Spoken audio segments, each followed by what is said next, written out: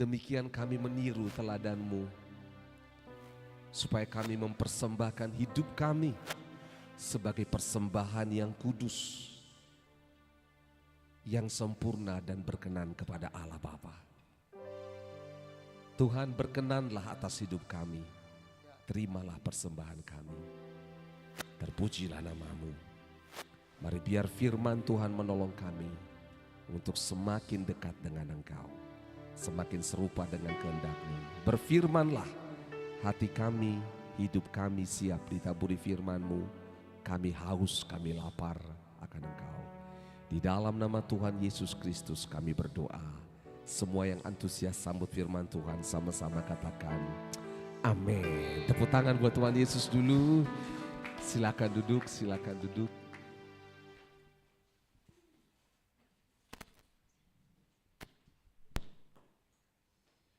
Baik, silakan duduk. Puji Tuhan, shalom. Nah, kita bersyukur. Saudara senang beribadah hari Minggu? Nah, coba bilang kiri kananmu, saya senang beribadah hari Minggu. Ya, saya senang sekali. Saudara, ketika ada waktu untuk beribadah, kita beribadah, itu merupakan sebuah sukacita. Kita bersyukur karena hari-hari ini seperti yang dinubuatkan bahwa ibadah kita akan membuat pembedaan antara kita dengan orang lain. Saudara, ini benar-benar terjadi karena memang ini sudah Tuhan Allah tunjukkan di perjanjian lama bagaimana bangsa Israel, bangsa yang dipilih Tuhan ini menjadi role model, menjadi contoh bagi kita. Dan kita belajar sama-sama bagaimana penyembahan mereka kepada Allah menentukan nasib hidup mereka. Sekali lagi, penyembahan mereka kepada Allah menentukan nasib hidup mereka. Karena kita temukan dalam firman Tuhan, saat mereka meninggalkan Allah dan menyembah dewa-dewa, menyembah yang namanya Allah-Allah yang disembah oleh bangsa-bangsa di sekeliling mereka, pada saat itu juga mereka mengalami namanya apa? Mereka diserang, mereka diperbudak, mereka dipenjara, mereka ditawan. Dan pada saat itu juga yang namanya tulah, yang namanya sakit penyakit, yang namanya hama, yang namanya kekeringan, kelaparan melanda mereka.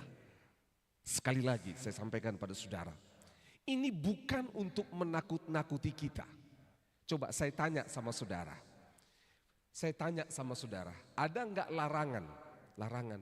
Minum bensin akan mati. Jadi dilarang minum bensin, tidak pernah, betul?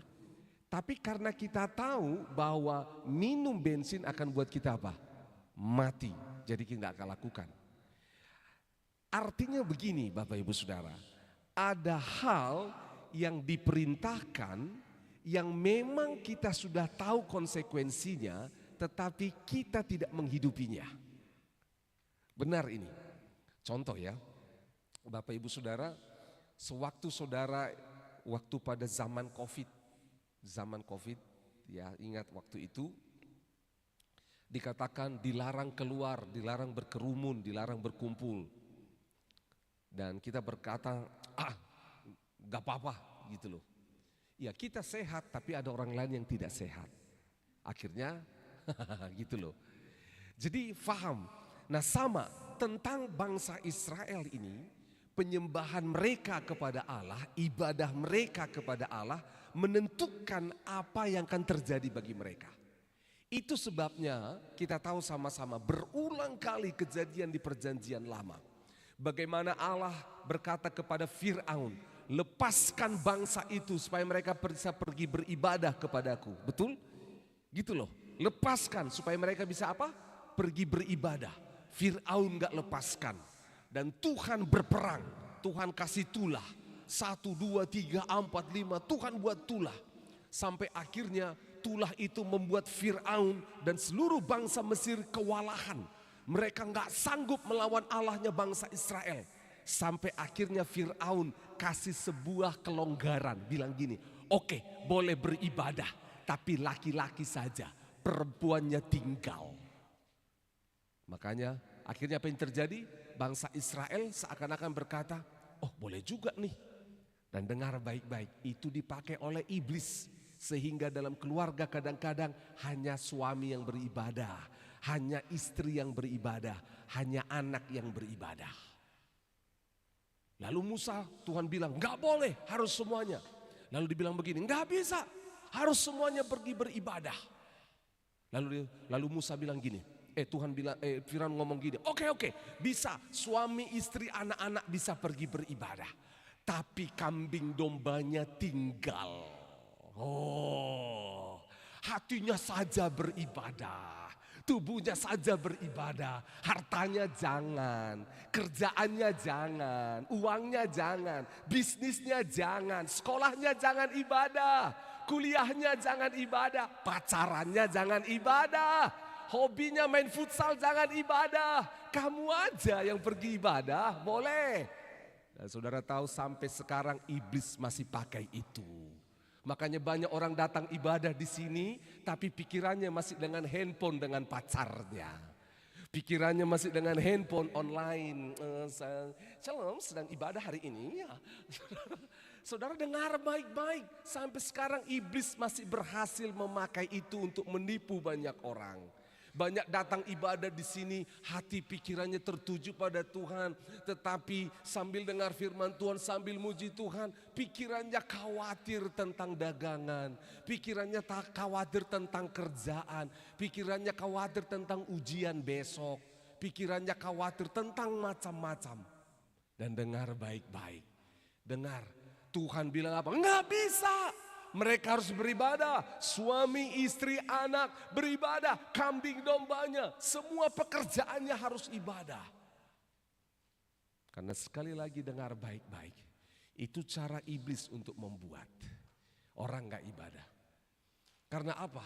Dengar, yang ibadah itu bukan bicara 1-2 jam, dengar Tuhan nyanyi-nyanyi, tidak. Ibadah itu adalah berjumpa dengan Tuhan. Katakan amin. Bilang kiri kanan, ibadah itu berjumpa dengan Tuhan. Pola ibadah bernyanyi, kenapa kalau ibadah itu ada nyanyian? Karena kita tahu Allah bertahta di atas apa? Pujian penyembahan umatnya.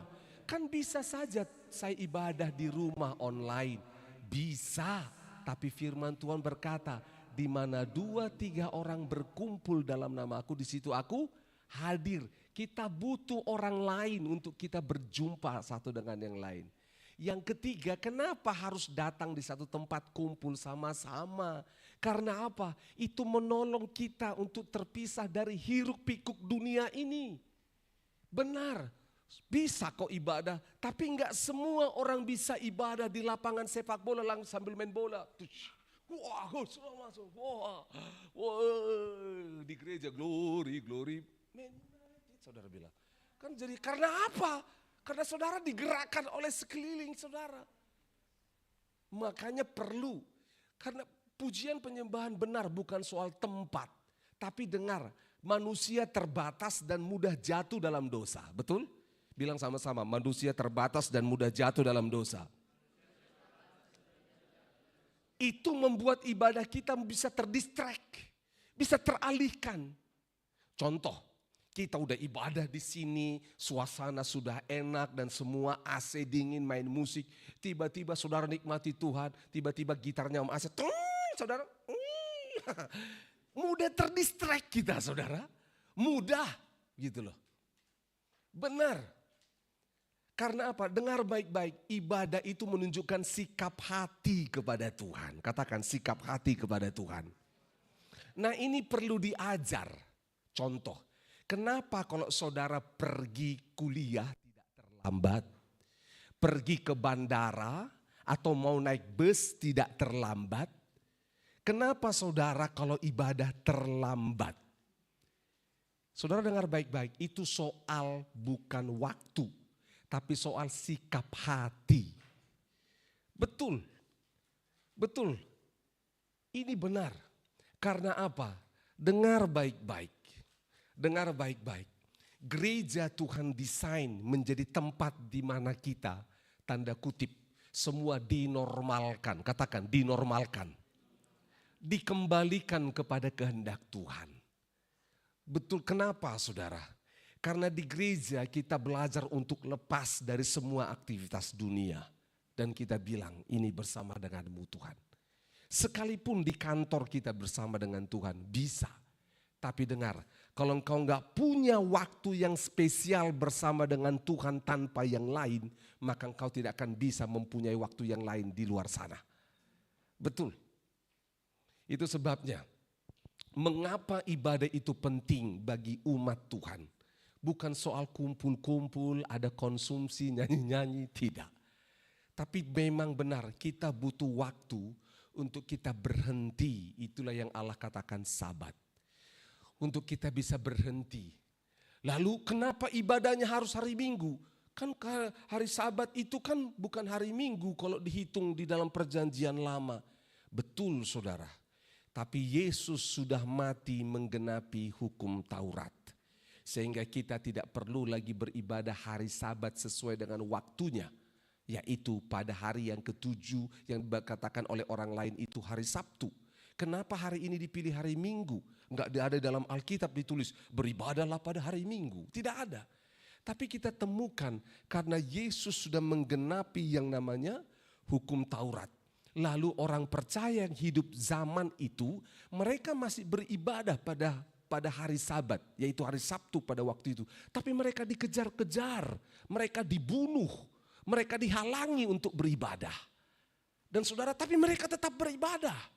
Mereka tetap beribadah. Lalu jemaat mula-mula ini di Kisah Para Rasul 2, setelah kebangkitan Yesus, mereka berkumpul pada hari pertama minggu itu, yaitu hari ke-8, itulah hari Minggu. Itu menjadi kebiasaan. Kan kita enggak harus pelihara yang namanya hari Sabatnya orang Yahudi. Karena kita bukan lagi penganut ajaran Yahudi. Karena kita sudah penganut ajaran Yesus. Lalu mereka akhirnya karena diburu-buru setiap ada yang kumpul hari Sabtu dikejar gitu loh. Akhirnya mereka buat hari Minggu sesuai dengan hari itu pada hari pertama. Makanya lihat waktu Yesus bangkit pertama kali pada setelah selesai hari Sabat. Hari pertama dia datang, Yesus datang kepada murid-murid, apa yang terjadi?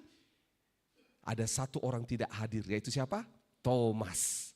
Firman Tuhan berkata, 8 hari kemudian Yesus datang menampakkan diri dan saat mereka berkumpul, itu menjadi ciri khas mereka. Makanya berubah menjadi hari Minggu, bukan hari Sabtu lagi. Hari pertama sampai hari ke-6, hari ke-7 Sabtunya, hari ke-8 itu dibuat menjadi hari Minggu bagi kita, hari pertamanya. Nah saudara, sebenarnya ini menciptakan sebuah kebiasaan baik. Katakan kebiasaan baik. Sekali lagi kebiasaan baik. Oke, saya stop. Siapa di antara saudara yang punya kebiasaan baik dari keluargamu? Punya enggak kebiasaan baik dari keluargamu turun-temurun kepadamu? Ada enggak? Coba pikirkan, apa ya? Keluargaku sepertinya tidak punya kebiasaan baik. Oh Tuhan Yesus. Saudara, keluarga kami punya kebiasaan baik. Salah satunya adalah soal ibadah. Bagaimanapun caranya, usahakan harus ibadah. Bapak saya, mama saya bangunkan pagi-pagi, hayo ibadah. Kami boleh tidak ibadah kalau sudah terkapar. Sekalipun saya pernah protes, bapak saya enggak ibadah karena ada Mike Tyson lagi main tinju. Makanya saya berdoa, Tuhan aku berdoa supaya tinju tidak pernah disiarkan hari Minggu. Betul saudara, sampai saya berdoa seperti itu. Karena mereka muncul. Dan akhirnya gereja menjadi kosong. Bapak-bapak tidak ada di ibadah, ibu-ibu semuanya. Itu yang terjadi. Betul? Agak tahu kalau zaman ini saudara, betul ya? So, tiba-tiba Elias Pikal muncul, gitu ya. Iya, Elias Pikal muncul, bapak-bapak hilang.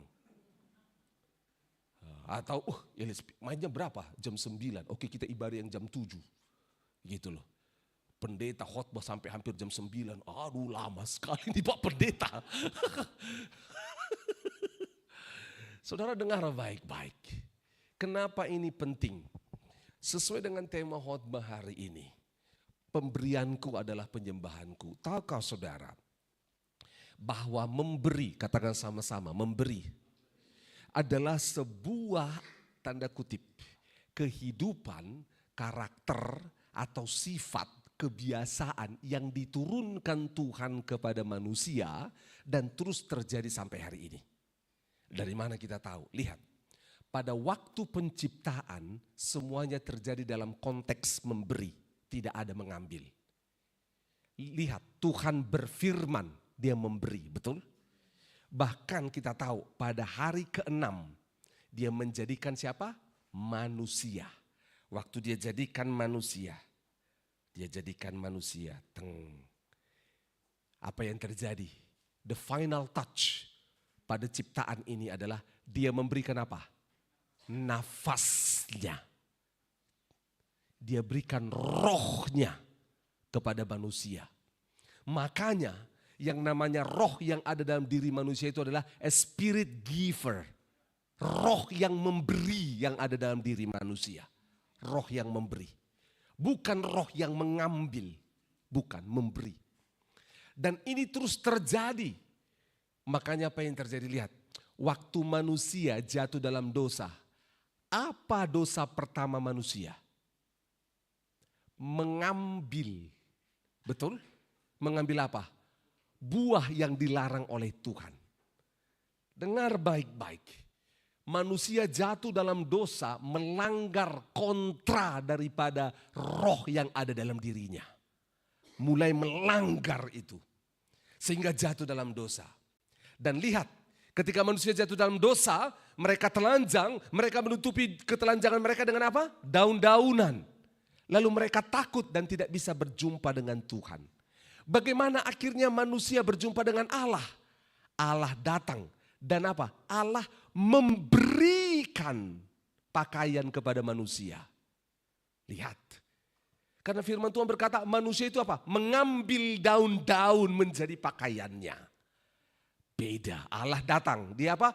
Memberikan pakaian kepada manusia itu. Yaitu dengan cara apa? Memberikan sebuah korban. Kulit binatang diberikan menjadi pakaian manusia. Hebat banget Tuhan ini. Dia ciptakan manusia dengan roh memberi. Manusia jatuh dalam dosa ketika melanggar, melawan namanya tabiat kodrat sebagai pemberi itu. Dengan cara mengambil. Allah mengembalikan dengan cara apa? Memberikan yang namanya persembahan. Memberikan pakaian, memberikan korban. Itu sebabnya kita tahu kenapa Yesus harus mati di atas kayu salib. Yohanes 1 ayat 29 berkata, lihat Yesus anak domba Allah yang menghapus dosa manusia. Allah memberikan dirinya dalam rupa Yesus untuk mati. Sehingga kita memakai kemuliaan dan bisa berjumpa dengan Tuhan. Dan ini terus dari Taman Eden. Makanya kita sampai kepada sebuah keadaan. Coba lihat sama-sama. Kejadian pasal yang keempat. Kain dan Habel, Kobil dan Hobil. Kejadian pasal yang keempat. Lihat sama-sama. Ayat 1.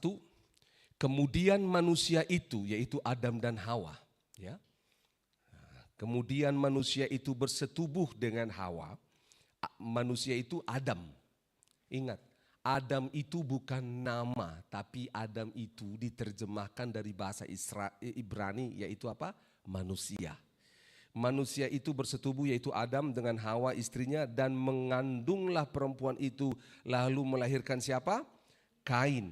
Maka kata perempuan itu, aku telah mendapat seorang anak laki-laki dengan pertolongan Tuhan. Baca baik-baik ya. 2. Selanjutnya dilahirkannya lah siapa? Habel, adik dari Kain. Dan Habel menjadi apa? Gembala kambing domba. Terus Kain menjadi apa? Petani. Oke ya, Kain dan Habel. 3. Setelah beberapa waktu lamanya, maka Kain apa? Mempersembahkan sebagian dari hasil tanah itu kepada Tuhan sebagai korban persembahan. Coba lihat. Kenapa Kain lakukan itu? Pasti mengikuti siapa? Orang tuanya. Karena orang tuanya melihat Allah mempersembahkan korban sehingga akhirnya bisa bersekutu dengan Allah. Mempersembahkan, memberikan korban kepada Allah. Menjadi sebuah tanda kutip, bahasa hari ini adalah liturgi. Kalau saudara gampang mengerti, menjadi liturgi. Mempersembahkan itu. Lalu Adam dan Hawa mengikuti apa yang dilakukan Allah. Karena Adam dan Hawa terus melakukan, dan itu menjadi sebuah kebiasaan yang diteruskan kepada Kain dan Habel. Makanya Kain yang menjadi petani mempersembahkan sebagian dari hasil tanah itu kepada Tuhan sebagai korban persembahan. Enggak berhenti hanya Kain. Coba ayat 4. Habel juga mempersembahkan apa? Korban persembahan dari anak sulung kambing dombanya. Yakni lemak-lemaknya. Maka Tuhan mengindahkan Habel dan korban persembahannya itu.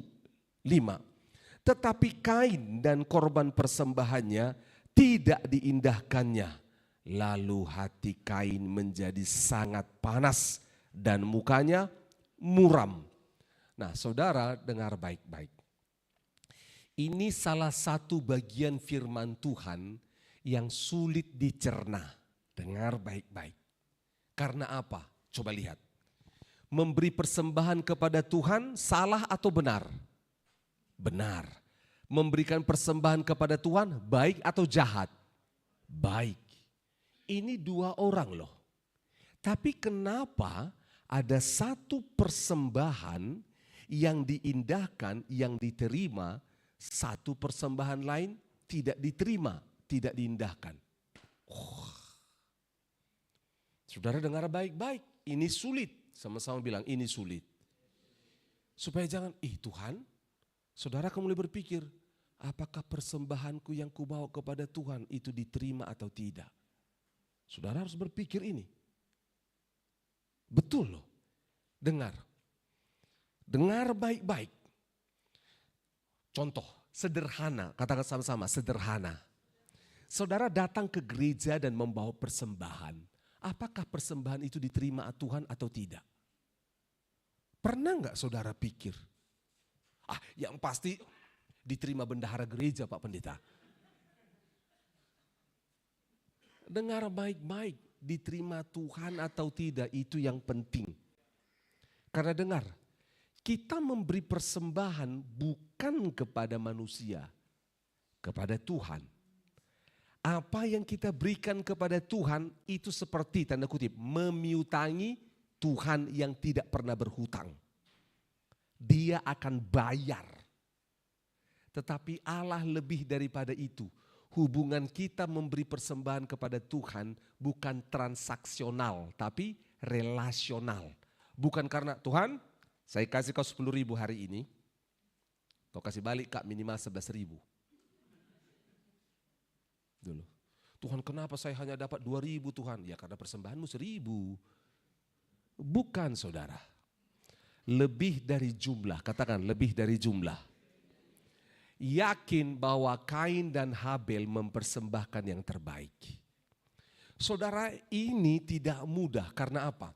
Belum ada aturan yang namanya tanda kutip aturan hukum Taurat pada saat itu. Persembahan harus bagaimana? Memang kita temukan, lihat ada sebuah clue di sana. Ayat 3, setelah beberapa waktu lamanya maka Kain mempersembahkan apa dikatakan? Baca sama-sama. Kain mempersembahkan apa? Sebagian. Nah kata sebagian ini menjadi salah satu clue bagi kita. Yaitu apa? Oh masa semuanya Pak Pendeta? Tetapi ini memberikan kita pelajaran. Apakah yang kita berikan kepada Tuhan itu adalah sebagian atau seluruh hidup kita? Itu dia. Makanya masih ingat di bulan pertama minggu ini yang saya bilang, Yesus kepo banget.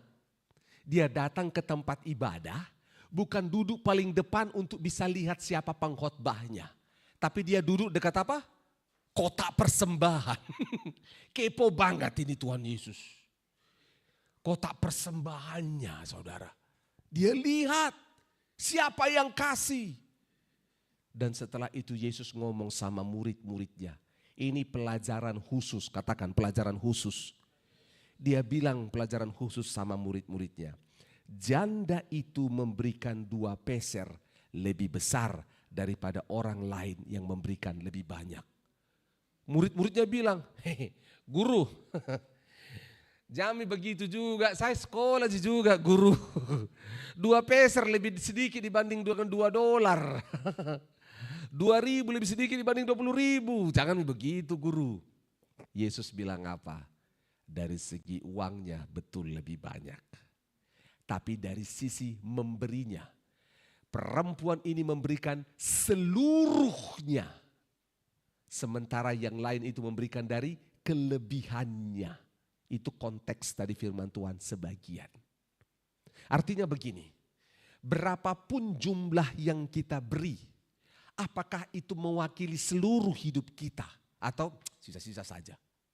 Artian apa? Memang persembahan itu dipersiapkan karena apa? Persembahan ini adalah ibadah penyembahan kepada Tuhan. Itu modelnya. Ingat baik-baik. Itu bergeser kepada hari ini menjadi hanya uang kasih. Dulu semua persembahan adalah penyembahan. Semua pemberian adalah penyembahan kepada Tuhan. Makanya dikatakan yang namanya Kain memberikan sebagian. Tetapi Habel ayat 4. Habel juga mempersembahkan korban persembahan dari apa? Anak sulung kambing dombanya. Nah, apa bedanya? Di sini cluenya lagi, anak sulung, katakan sama-sama, anak sulung. Itu artinya apa? Yang pertama, yang dia punya. Jadi Habel di situ seperti menunjukkan sebuah prioritas kepada Tuhan. Kalau Kain tadi sebagian, ini prioritas utama. Saudara dengar baik-baik. Saya berharap Tuhan memberikan hikmat ini, menolong saudara mengerti firman ini, supaya mulai dari hari ini sampai engkau dipanggil Tuhan, persembahan dan penyembahanmu diterima oleh Allah. Dengar baik-baik. Karena ini akan mengubah mindset kita. Saya stop dulu, angkat kepala saudara. Dengar. Kita akan kembali ke kitab Kejadian pasal yang keempat ini. Kita buka dulu sama-sama Ulangan, kitab Ulangan. Ya, saudara semangat dengar firman Tuhan, amin. Oke, Ulangan pasal 16 ayat 16. Coba ya, dengar baik-baik. Ini kalau dalam sebuah game ini sedang namanya mode berperang. War mode, bilang kiri kanan, model berperang. Mode berperang, mode berperang. Oke, kita baca yuk sama-sama. Ulangan 16 ayat 16 sampai 17. 1, 2, 3. 3 kali setahun setiap orang laki-laki di antaramu harus menghadap Tuhan, menghadap hadirat Tuhan Allahmu ke tempat yang akan dipilihnya, yakni pada hari raya roti tak beragi, pada hari raya 7 minggu, dan pada hari raya pondok daun. Ini baca sama-sama, 1, 2, 3. Janganlah ia menghadap hadirat Tuhan dengan apa? Tuhan kan saya nggak punya tangan. Jadi saya bisa hampa datang. Aduh. Dengar baik-baik. Bahasa Indonesianya jangan menghadap hadirat Tuhan dengan tangan apa? Kosong. Coba lihat kiri kananmu, kosong nggak tangannya? Kosong Tuhan. Tuhan gak apa-apa tanganku kosong. Pak pendetanya tahu tanganku, dia gak tahu dompetku. Saudara dengar baik-baik. Apa artinya dengan tangan kosong? Saudara dengar baik-baik. 17, yuk baca sama-sama. 1, 2, 3. Tetapi masing-masing dengan apa? Sekedar persembahan. Sesuai dengan apa? Berkat yang diberikan Tuhan kepadamu oleh Tuhan Allahmu. Oke lah. Ini memang kan hari untuk ibadah. Oke deh Tuhan sekedar. Tapi dengar, sekedarnya ini berapa? Ini yang susah. Kita harus jujur. Karena apa? Sekedarnya apa? Sesuai dengan apa? Berkat yang diberikan Tuhan kepadamu oleh Tuhan Allahmu. Jadi sebenarnya penyembahanmu, persembahanmu menunjukkan berkatmu. Faham maksudnya? Dengar baik-baik. Dengar. Ini akan mengubah segalanya. Akan mengubah. Oke, katakan sama-sama, mode berperang. Oke, dengar, angkat kepala saudara. Ini dia. Itu sebabnya. Katakan sama-sama, itu sebabnya. Kurang horor, agak berbisik. Itu sebabnya. Dengar baik-baik. Dengar. Untuk berjumpa dengan hadirat Allah harus membawa apa tadi? Persembahan. Itu sebabnya. Dengar. Setiap dukun, iblis, roh jahat, kita mau ketemu dengan dia harus bawa apa? Bawa persembahan. Bawa ayam hitam. Yang semuanya hitam. Bulunya hitam, kukunya hitam. Jambulnya hitam, kelopak matanya hitam, diwarnain semua. Aduh nggak ada, tapi siapa tahu ada di Kopteru. Ada produk ayam hitam nggak? Iya.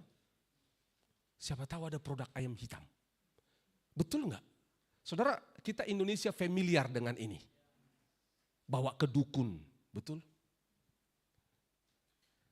Kau mau punya pacar, aduh, tapi aku kalah ganteng. Akhirnya apa?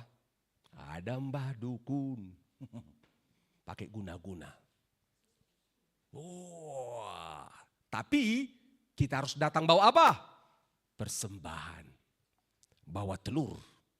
Telur apa? Telur buaya. Kita harus bawa sesuatu. Dengar baik-baik. Oke, angkat kepala saudara, dengar. Ini sebuah tanda kutip sistem, katakan sama-sama sistem. Sekali lagi katakan sama-sama sistem. Bahwa alam rohani dan alam jasmani bisa ditembus dengan yang namanya sebuah tindakan itu apa? Persembahan. Dengar, makanya bulan depan ketika kita bahas yang namanya persepuluhan, saudara akan paham. Kenapa Allah berkata ketika membawa persepuluhan, dia buka tingkap langit. Karena apa? Persembahan itu mengkonekkan yang namanya realita dunia ini dengan alam roh. Kita berjumpa. Makanya lihat, semua agama di muka bumi ini, semuanya menuntut persembahan untuk bisa berjumpa dengan Allahnya. Apa bedanya dengan kekristenan? Bedanya dengan kekristenan adalah karena Allah kita yang duluan memberi. Kita nggak akan pernah bisa memberi kepada Allah kalau Allah tidak memberi lebih dahulu. Karena semua yang kita berikan di luar dari pemberian Allah itu semuanya najis di hadapan Tuhan. Makanya apa yang terjadi? Kita memberi bukan karena Allah kurang. Tetapi untuk membuat kita terhubung dengan Dia. Itu sebabnya Allah tidak membuat pemberian sebagai hal utama, dia membuat penyembahan sebagai hal utama. Tetapi di dalam penyembahan itu ada yang namanya kata yang membangun penyembahannya itu memberi. Pemberian. Makanya lihat di perjanjian baru, katakan sama-sama di perjanjian baru. Dikatakan seperti ini. Kalau engkau beribadah kepada Tuhan Allahmu. Oke, ingat beribadah kepada Tuhan Allahmu. Lalu engkau teringat apa? Engkau teringat kesalahan saudaramu. Apa yang dilakukan? Tinggalkan dulu ibadahmu, terus kemana katanya? Pergi apa? Berdamai. Kata berdamai itu adalah memberi pengampunan baginya. Tidak menahan pengampunan. Memberi pengampunan. Lihat, konteks setiap ibadah itu ada pemberian. Dengar baik-baik. Ini sedang mode perang, katakan sama-sama mode perang. Saudara dan saya sedang dihantam oleh Tuhan tentang hal-hal yang salah tentang pemberian. Sedang dihantam oleh Tuhan. Ini dihotbahkan bukan karena gereja sedang butuh uang. No. Karena ingat baik-baik, Yohanes 4 ayat 23, ayat hafalan. Tetapi saatnya akan tiba. Kita akan menyembah Allah dalam apa? Roh dan apa? Kebenaran. Sama-sama katakan kebenaran. Salah satu kebenaran dalam penyembahan adalah memberi. Makanya perlu dihotbahin. Dan ini akan berdampak kepada seluruh hidup kita. Nah, itu sebabnya kenapa Kain dan Habel berbeda di hadapan Tuhan. Salah satunya karena pemberian mereka, penyembahan mereka. Apakah Allah pilih bulu? Tidak. Lihat dampaknya, saudara akan temukan di sini. Kaget bin terkejut. Kembali ke Ulangan pasal 4. Apalagi Tuhan, kenapa? Coba lihat ya. Oke, ayat 5. Ulangan 4 ayat 5. Yuk sama-sama. Tetapi Kain dan persembahannya apa? Tidak diindahkannya. Lalu Kain menjadi apa? Sangat panas dan mukanya muram. Oke, saudara akan bilang, ya wajar dong dia panas hatinya, dia muram karena persembahannya tidak diterima oleh Tuhan. Ya. Kejadian 4 ayat 5. Di Kejadian 4 ayat 5. Lihat apa yang terjadi, lihat. Baca sekali lagi, tapi Kain dan korban persembahannya tidak diindahkannya. Lalu hati Kain menjadi apa? Sangat panas dan mukanya muram. Hati-hati. Jangan sampai ketika engkau memberikan persembahan hatimu panas, mukanya muram. Hati-hati. Saudara, ini salah satu yang membuat persembahannya. Ternyata. Sama-sama katakan ternyata. Bukan soal persembahannya. Tapi soal hatinya. Hatinya. Loh, kalau persembahannya diterima, berarti dia tidak akan muram dong. Kalau ini tidak diterima, ya wajar dia muram, dia panas. Artinya apa? Hati daripada Kain ditentukan oleh persembahannya. Bukan ditentukan oleh Tuhan yang akan dia temui. Ini bedanya. Ini bedanya. Waktunya tidak banyak, ini sedang berperang ini. Dengar baik-baik, sedang berperang ini. Situasi hati dari Kain ditentukan oleh apa? Persembahannya, bukan ditentukan oleh pribadinya. Lihat, lebih jauh lagi. Dari mana kita tahu? Ayat 6. Firman Tuhan kepada Kain, mengapa hatimu panas dan mukamu muram? Hati panas. Wajah muram. Coba tunjukkan wajah muram kepada kiri kananmu. Coba tunjukkan wajah muram. Kita susah tunjukkan wajah muram kepada kiri kanan kita. Akan menjadi lucu. Karena wajah muram dimulai dari hati yang panas. Makanya pernah gak lihat hati orang yang benci kepadamu? Lihat senyumnya bagaimana? Betul? Saudara ketawa karena kita sama-sama punya pengalaman. Kita punya pengalaman, hati kita panas marah dengan orang lain tapi kita senyum kepada dia. Kalau nggak tahu sakitnya di sini, cobalah ya. Kalau keluar dari sini ditimpa tangga, ditabrak lagi dan segala macam, selesai kelar deh lu. Hatinya panas. Itu loh. Dengar baik-baik, lanjut lagi. Sorry bro, yang lihat hatinya panas bukan CCTV-nya Om Aser. Ini yang lihat Tuhan, pasti tidak salah. CCTV-nya Om Aser bisa dihack. Ini Tuhan, kalau dibilang hatimu panas, pasti panas. Oh enggak Tuhan, kau mau bertipu dari mana? Aku yang ciptain hati, aku lihat noda merah di hatimu, noda hitam. Lanjut, tunjuk lagi, 7, lihat, 7, 1, 2, 3. Apakah mukamu tidak akan berseri? Wow. Jika engkau berbuat apa? Baik. Dengar baik-baik saudara. Dengar. Persembahan itu berbuat baik. Dia tidak berpikir tentang Tuhan. Lanjut lagi.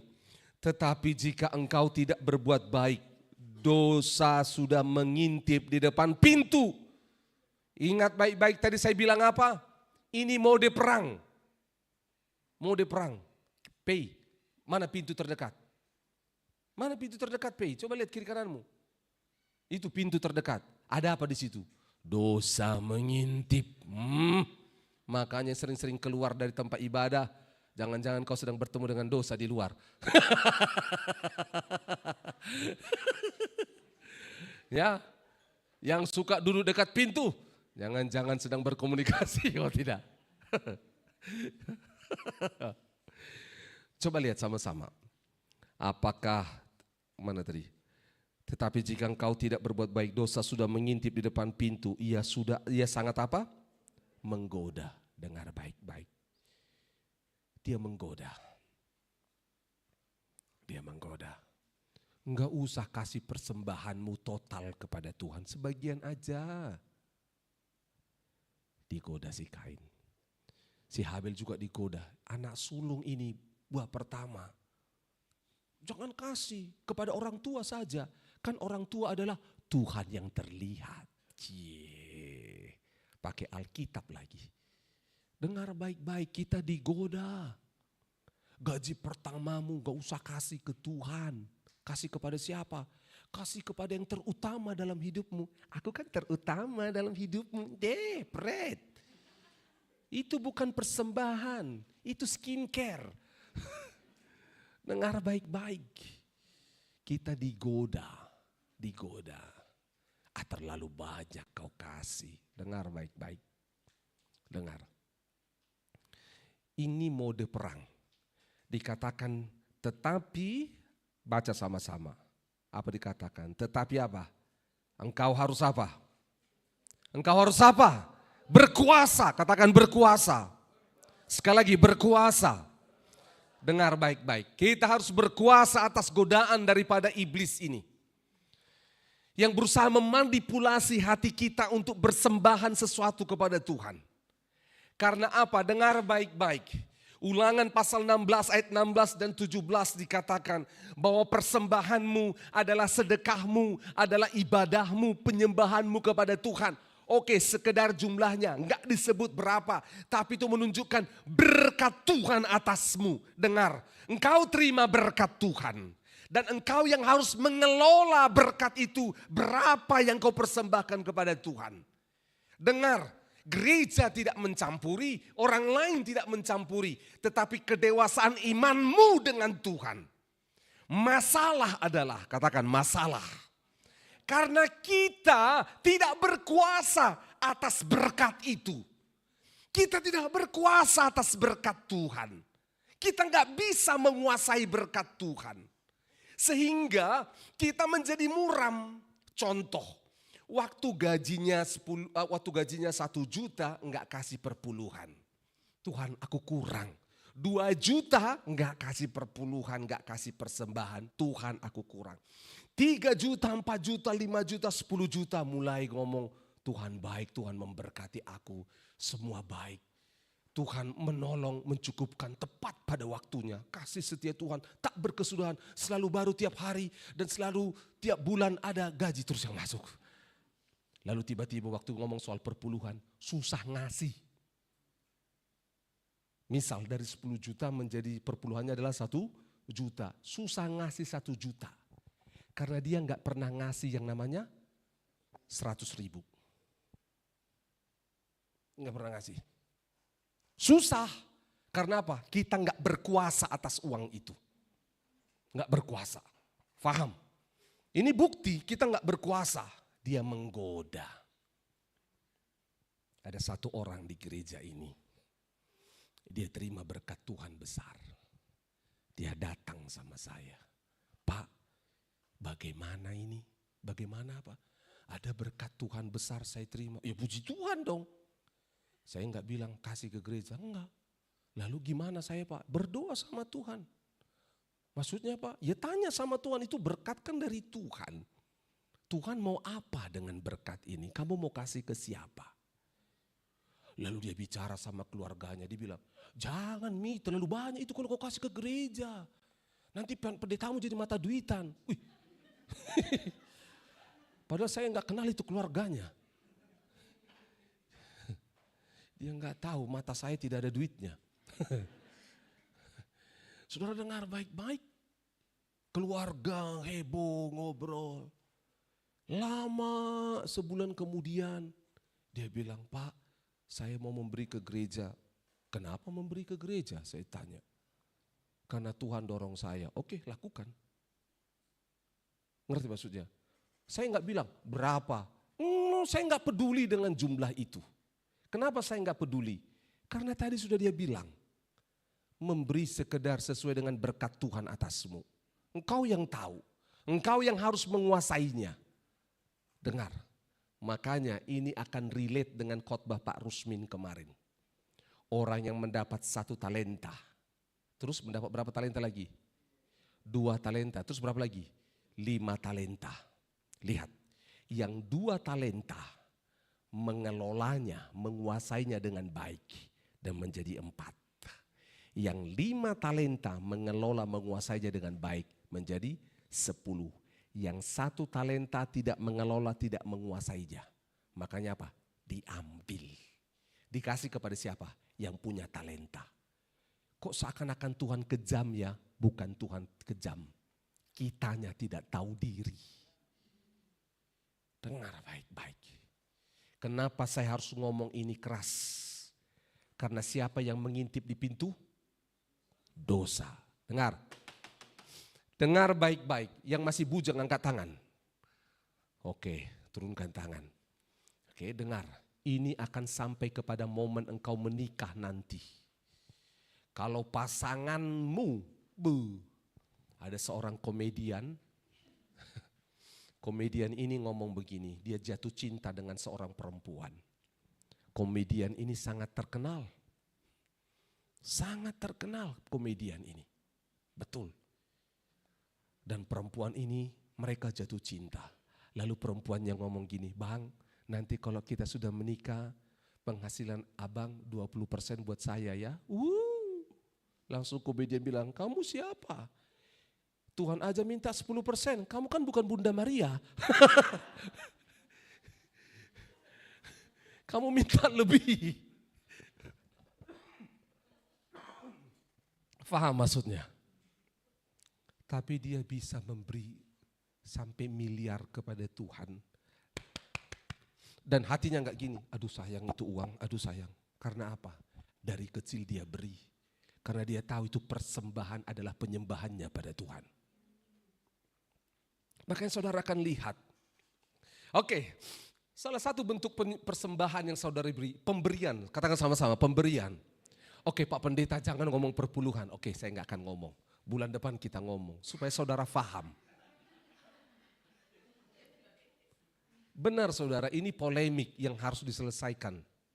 Supaya pikiran saudara tidak salah. Oke, pemberian, sama-sama katakan pemberian. Saudara di gereja ini, jemaat didorong untuk memberi. Oke, enggak usah dulu persembahan ibadah minggu. Ada itu makanan yang saudara nikmati setiap akhir ibadah, betul? Saudara tahu itu adalah pemberian dari siapa? Dari jemaat. Ada yang memberi ini segala macam. Dengar baik-baik. Saya tidak pernah menilai itu. Mau itu gorengan, garongan, apakah?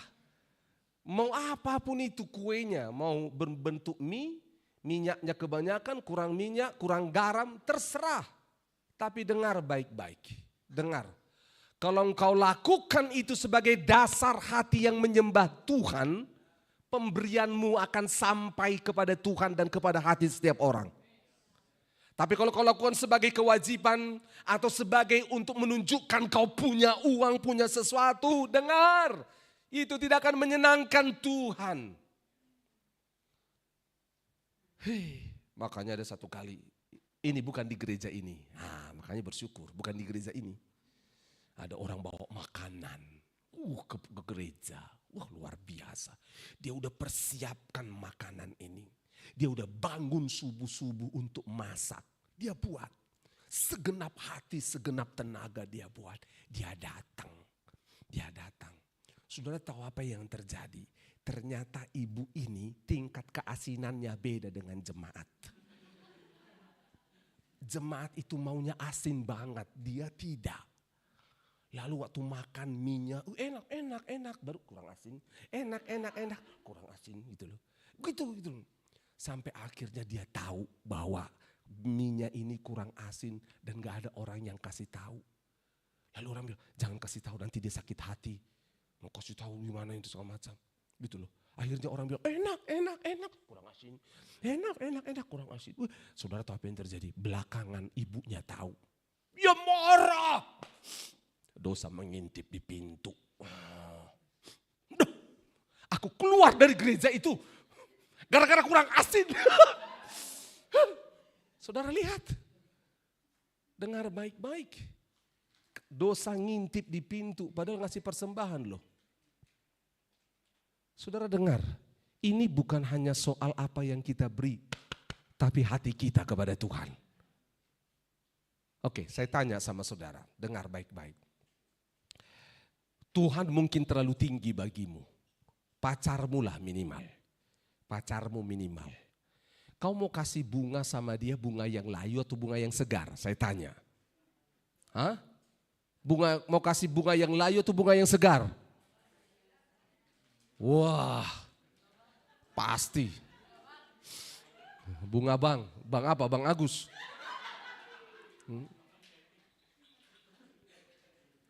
Saudara dengar baik-baik. Mau kasih sama orang tuamu.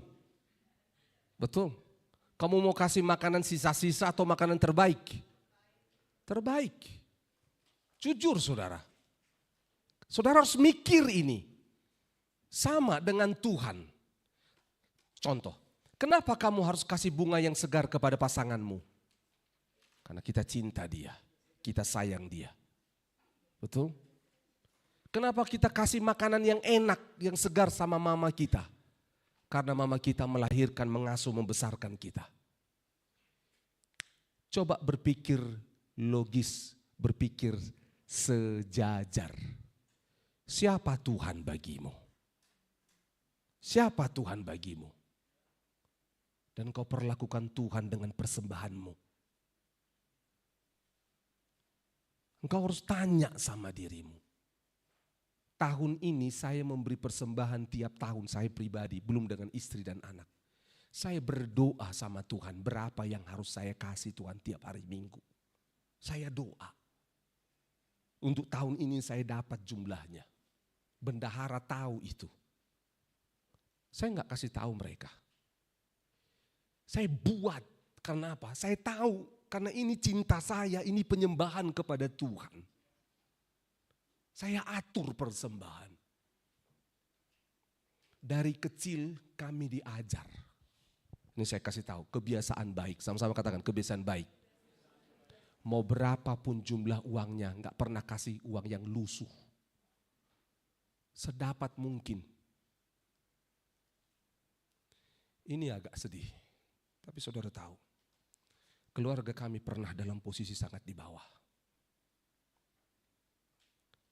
Saya pernah lihat mama saya setrika uang. Untung dia tidak cuci uang. Mama saya setrika uang. Saya mikir kenapa mama saya setrika uang. Sudah tahu apa yang terjadi? Mama saya tidak pernah tangan kosong datang ke gereja. Dia kasih kami semuanya. Dia bisa tahan makan. Ini untuk persembahan besok nak. Saya lebih besar di keluarga, saya lihat adik-adik saya enggak ngerti. Sekolah minggu saya bawa sepeda, saya bonceng 4 orang adik saya. Semua kami punya uang persembahan. Kami dilarang jajan tapi kasih persembahan. Saudara bayangkan. Setrika uangnya. Nah, kasih sama Tuhan, hormat sama Tuhan. Makanya saya enggak pernah kasih uang persembahan. Enggak pernah. Dan saya bersyukur saya temukan istri saya yang mengatur persembahan. Bahkan kalau boleh, uang persembahan itu ditaruh di amplop khusus. Dalam 1 bulan diambil, sudah ditaruh khusus. Enggak boleh diambil ini. Kalau mau COD enggak boleh dari sini. Betul. Saudara dengar baik-baik, diatur khusus. Karena apa? Itu penyembahan kepada Tuhan. Berkenan kepada Tuhan. Aku harus berkuasa atas berkat itu. Harus berkuasa. Lihat lanjut bawahnya. Kenapa ini mode perang? Lihat baik-baik. 8 tadi ya, 7. Tetapi engkau harus berkuasa atasnya. 8. Kata Kain kepada Habel siapa? Adiknya. Lihat. Marilah kita pergi kemana? Ke padang. Lihat baik, ini gara-gara persembahan ini. Ketika mereka ada di padang, tiba-tiba apa? Kain memukul Habel adiknya. Itu lalu apa? Membunuh dia. Saudara dengar baik-baik. Ini gara-gara ibadah dia bunuh adiknya. Kenapa saya bilang mode perang? Karena memang iblis mau buat seperti ini. Harusnya persembahan itu adalah sesuatu yang menghidupkan antara saya dan Tuhan.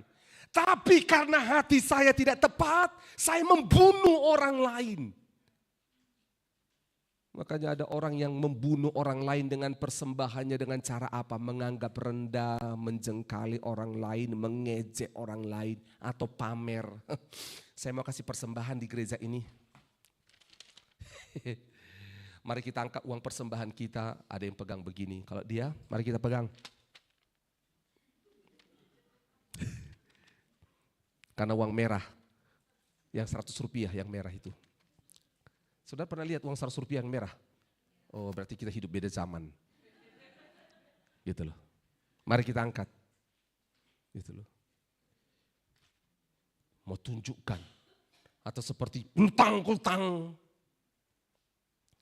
Saudara dengar baik-baik. Hati-hati. Katakan sama-sama hati-hati. Sekali lagi sama-sama katakan hati-hati. Ternyata selama ini. Dengar baik-baik. Dengar baik-baik.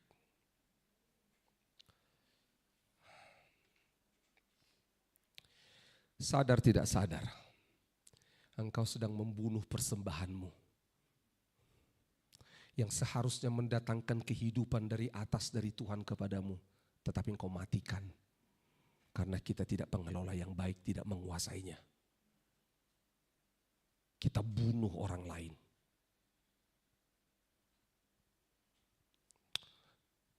Ini Pak Pendeta hanya ngomong, dia tidak tahu bahwa dia sedang bunuh saya.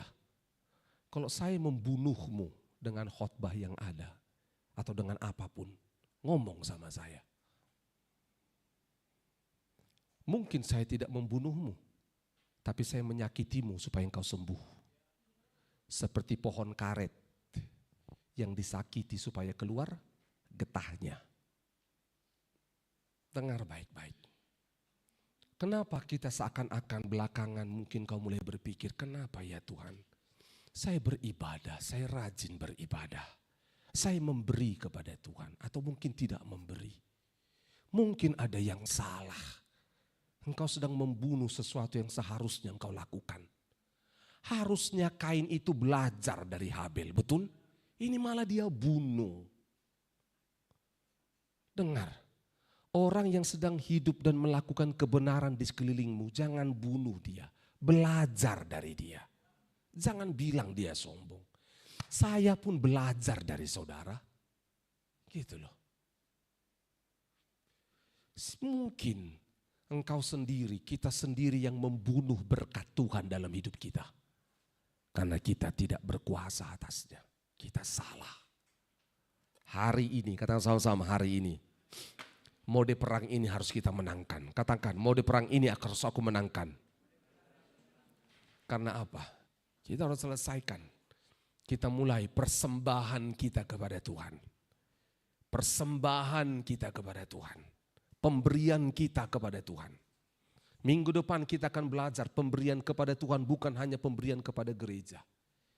Waktu kau kasih persembahan orang donor darah kah di luar sana, korban bencana alam kah, temanmu yang sedang kelilit pinjol kah, waktu kau kasih itu pemberianmu. Itu semua akan menjadi berkat kalau kita ngerti yang namanya sistem ini, struktur ini. Betul, betul. Ketika ada orang lain aksi kelaparan di puncak Jaya Wijaya, mereka hanya makan ubi dan terakhir ubi yang beracun. saya mau memberi, gitu loh. Itu pemberianmu, dengar ini terakhir. Pemberian yang sesuai dengan sistem prinsip kebenaran firman Tuhan yang kita pelajari 1 minggu ini. Itu akan membuat 5 rotimu akan berubah menjadi 12 bakul. Ikanmu akan berubah. Kapalmu akan penuh sampai jalamu mulai robek. Kapalmu akan mulai tenggelam. Karena yang pemberianmu adalah penyembahanmu kepada Tuhan. Katakan amin. Buli-bulimu akan sampai melimpah karena enggak cukup dengan berkat Tuhan. Karena prinsip memberi yang kau lakukan sesuai dengan firman Tuhan. Engkau tidak membunuh sumber berkat. Engkau tidak menutup saluran berkat yang dibukakan Tuhan. Tetapi kau membuatnya semakin lebar. Sehingga apa kata Tuhan di kitab Matius? Takaran yang diberikan kepadamu itu menjadi takaran yang akan melimpah kepada banyak orang. Itu dia. Ini yang harusnya terjadi. Ketika kita lakukan semua ini.